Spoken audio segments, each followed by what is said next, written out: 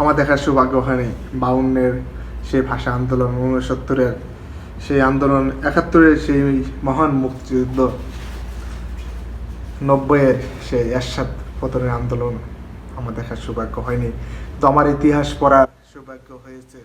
সব জায়গায় তরুণদের আত্মত্যাগের বিনিময়ে, তাদের জীবনের বিনিময়ে, বুকে তাজা রক্তের বিনিময়ে দেশকে সফলতা এনে দিয়েছে। প্রত্যেকটা আন্দোলন সফল হয়েছে, মুক্তিযোদ্ধাই বিজয় লাভ করেছে শুধু তরুণদের আত্মত্যাগের বিনিময়ে, তাদের জীবনের বিনিময়ে, তাদের তাজা রক্তের বিনিময়ে।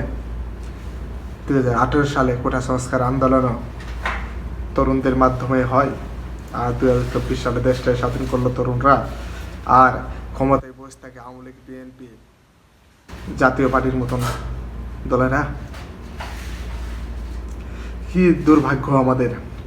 বারবার তরুণরা রক্ত দিতেছে, জীবন দিতেছে, আত্মত্যাগ করতেছে, তবুও তরুণরা ক্ষমতায় আসতে পারতেছে না। তরুণদের আমরা সুযোগ দেয় না, যুবকদের আমাদের সুযোগ দেয় না কেন রে ভাই?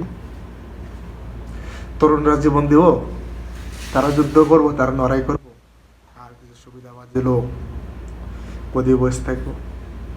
যে ধানের শীষ সেই লোক, যে নৌকা সেই হলো ধানের শীষ, সে হলো নাঙ্গল, তিনও সাপের একই বিষ। শুধু পিঠটা এই পিঠ আর ওই পিঠ। চলুন না এবার আমরা তরুণদের আমরা সুযোগ দিই।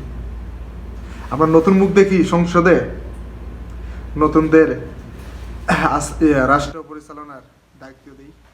তরুণরা কেমন করে আমরাও দেখি, তরুণরা কিছু করে করতে পারি কিনা, দেশের জন্য দেশকে উন্নত করতে পারি কিনা।